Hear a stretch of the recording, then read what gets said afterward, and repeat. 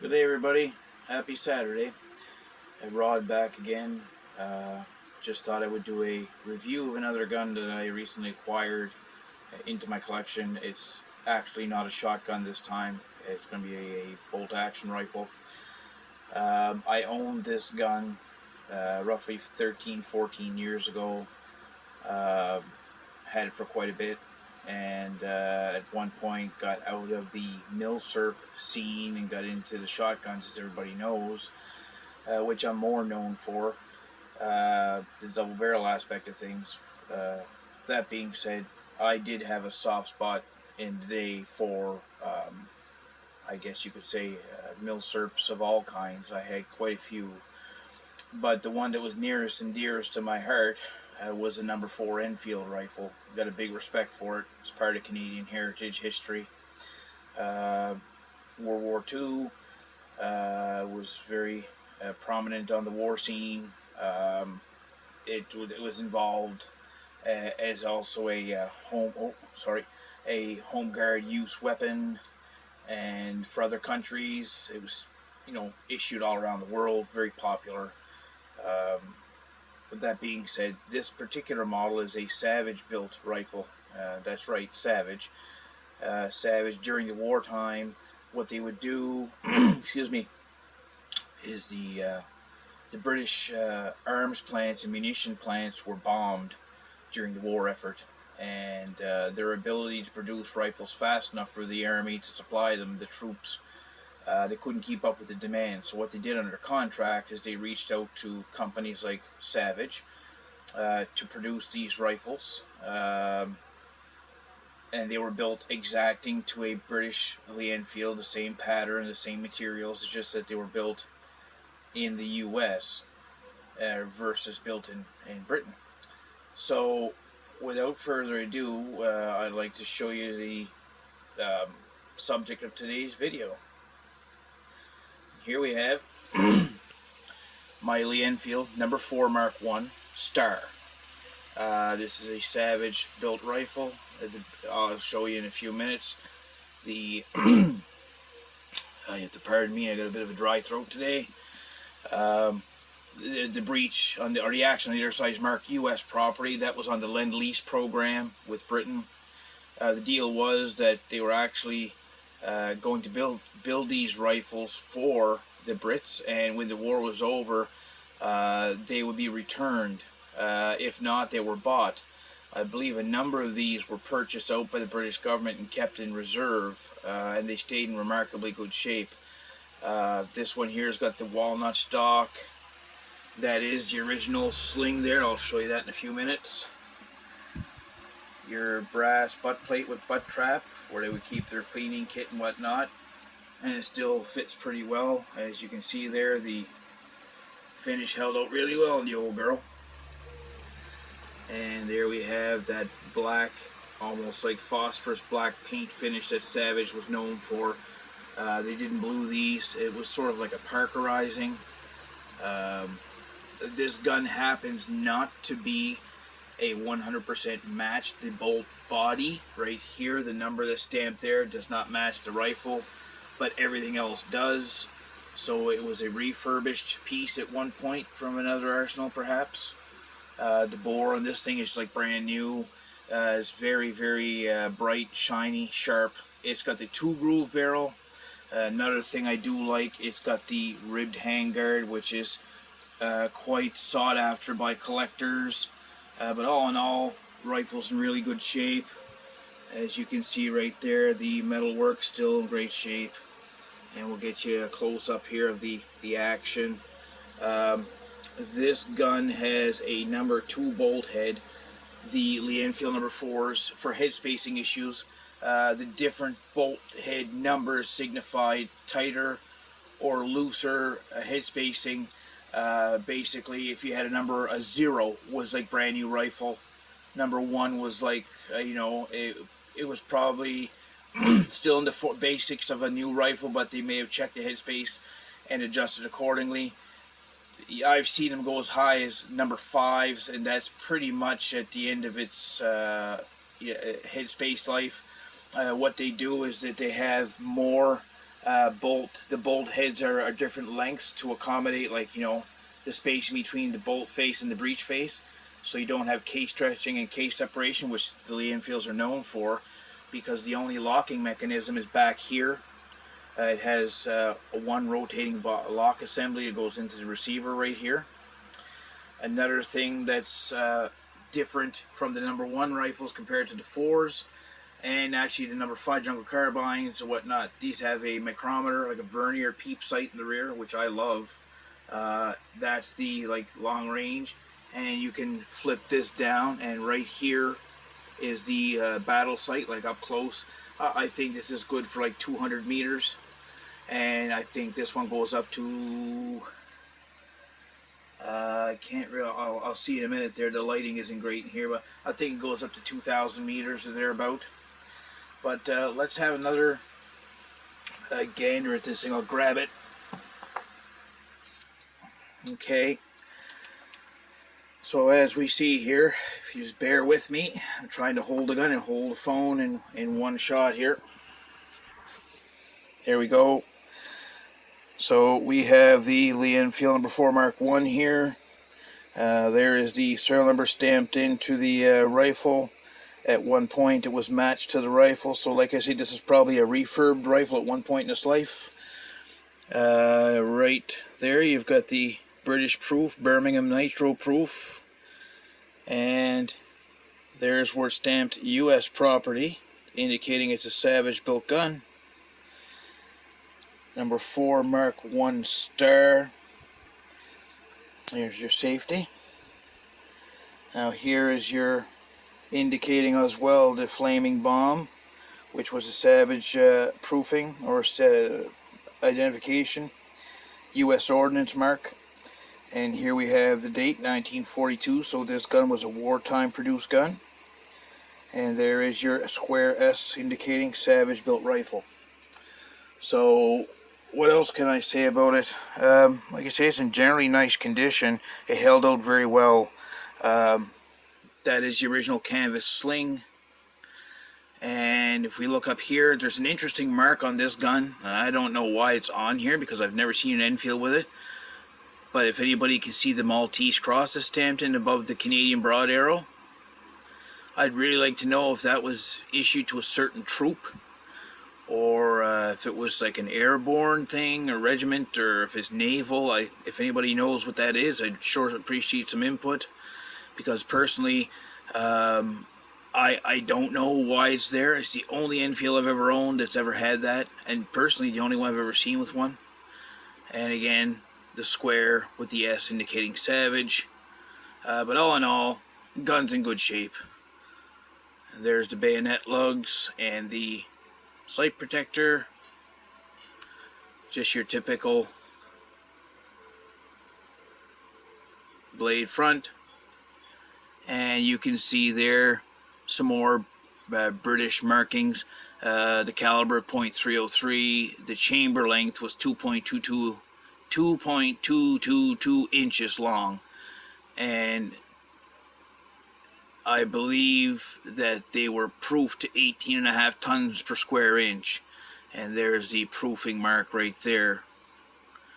So I don't know if I can see the... You see how big and wide, it's just one groove there. And we flip her around, one groove there. And that's what it's got, 2-groove rifling. And the barrel on this thing is great inside. I wish I could show it to you more, but I don't have the real ability to. Let's see what I can do here. We're going to flip the sight down. And there you go, I'll give you a look at that. I know I said earlier it was like 2,000 meters, and I've been mistaken. It was 1,300 meters. As you can see there, for every time you make a micrometer click, it goes up a certain amount on the sight graduations there. You can also, this is your safety here when the gun, okay, there you go, it's locked down, can't move it. Gun is, you can also click the bolt on half cock, and that's also a form of safe. The bolt can't be lifted, and the striker won't fall until it's fully cocked and pull the trigger. Let's open her up. As we see there, where are we here?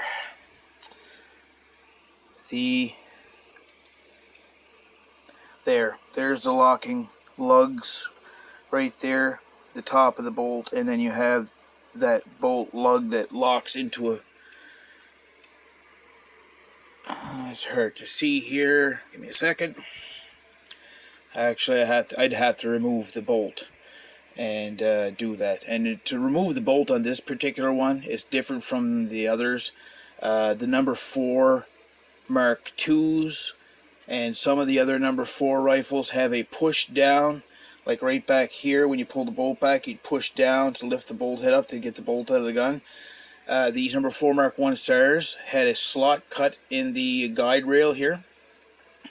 So you would just slide your bolt head here and simply flick it up with your thumb and then proceed to pull the bolt out of the gun. But other than that, it's just a honest old Enfield.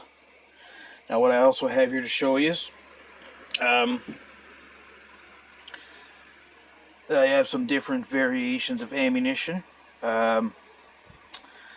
These, I happen to have 2 full boxes. This is 1950s Canadian military Mark 7 ammunition. There's 48 rounds in the box, and these are charged with cordite, bird and prime, so I would assume corrosive.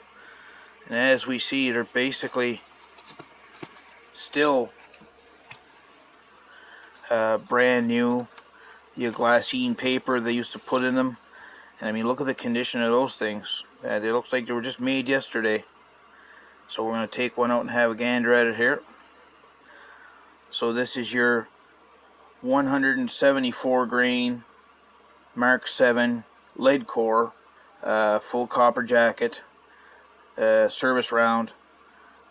As you see there, Mark 7, the year 1950, and DAC, I believe, stood for the Dominion Arms Company, like CIL Industries in Canada.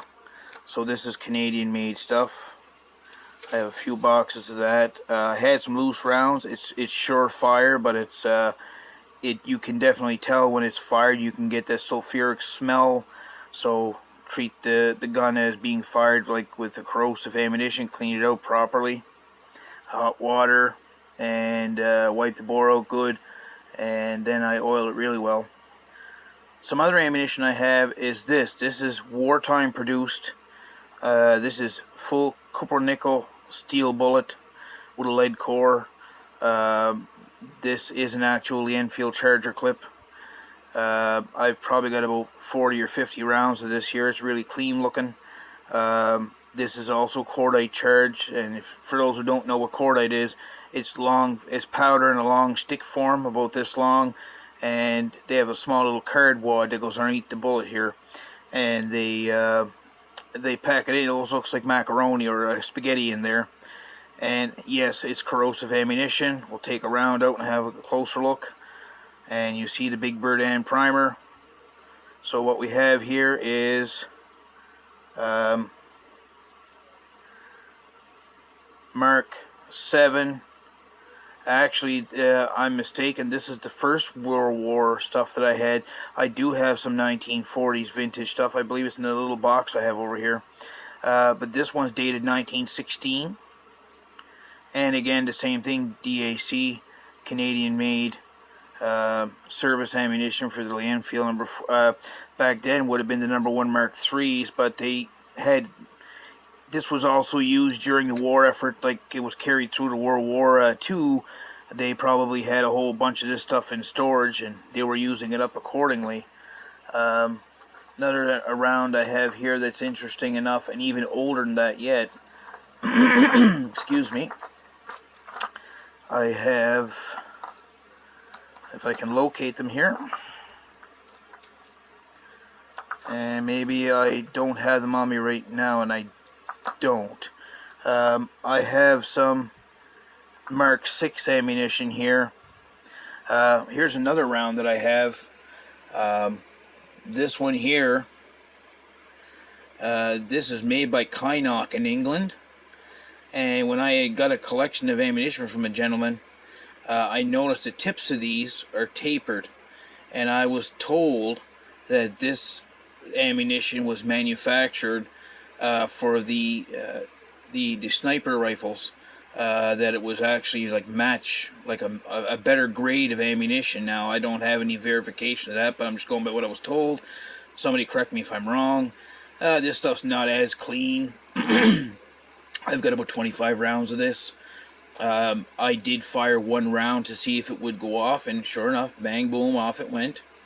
And like I say, you can tell it's got that different bullet profile there with the tapered nose. I never cut one of these open to check anything. I'm not really sure if it's lead core or steel core, and I'm not even sure of the bullet weight, but I would assume it's 174 grains. That was the norm for the military loading for the Lee Enfield in a Mark 7. Now, what I also have here is some hunting ammunition that I got recently. You don't see it very often anymore, and it's no longer produced in this bullet weight. But these are the old Remington Corlock, and in Canada they also made them with under Dominion and Imperial. These are 215 grain round nose, and there we go. Remington Peters 303 British, and I've got a full box of those. I'll show you the old box. It's actually a quite collectible thing, and I don't plan on using that ammunition.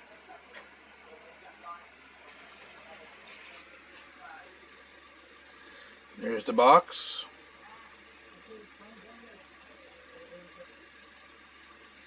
And there we go. Somebody wrote a note on the box or something of the sort. Pretty rare stuff. So that's my Lee Enfield rifle. I thought I would show you. If you have any questions about it, or if you can, anybody knows what the Maltese cross is stamped on my gun for, I'd like some insight on that, because personally I don't know why it's on there. So anyhow, I hope you guys enjoy your weekend. Have a great day, and we'll catch you on the next one.